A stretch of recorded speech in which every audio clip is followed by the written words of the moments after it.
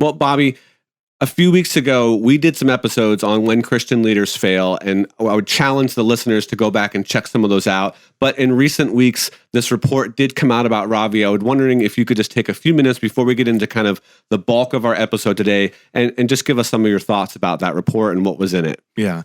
Well, I mean, the report's devastating.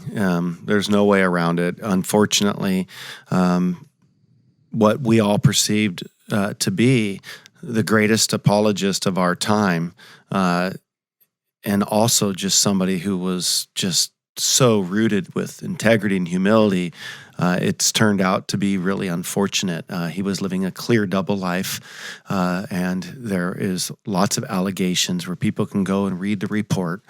So I think that is really sad. I think that our hearts and our prayers definitely need to go out to Ravi's family. I mean, can you imagine just how if we feel disillusioned, imagine living with him and finding this stuff out, or being married to him, or calling him dad. So our hearts go out to the Zacharias family and to RZIM, and I'm thankful that they're producing this report. I know that this isn't easy for them.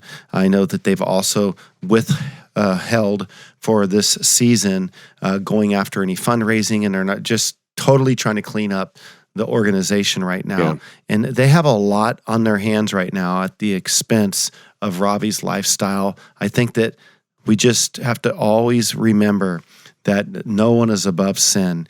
And, it raises the question, how did this happen? And it's just goes to show that, wow, somebody could be traveling around and doing all this ministry, and if you still don't guard your heart, that won't be enough to protect you. Just because you're out doing God's work doesn't mean you can't become a victim of Satan's arrows. Yeah, and our hearts definitely go out to the victims as well. I mean, the people that found themselves in a very confusing situation with somebody that is professing the Christian faith, defending the Christian faith, has a national platform, and here they are, being victimized in terrible ways.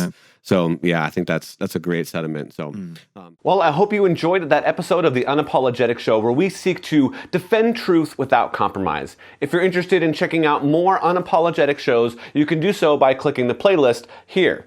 If you are interested in credible answers to curious questions, one of the things that we do a lot here on this channel, feel free to subscribe. We have answered over 1,000 questions. We hope to meet you next time on the Unapologetic Show.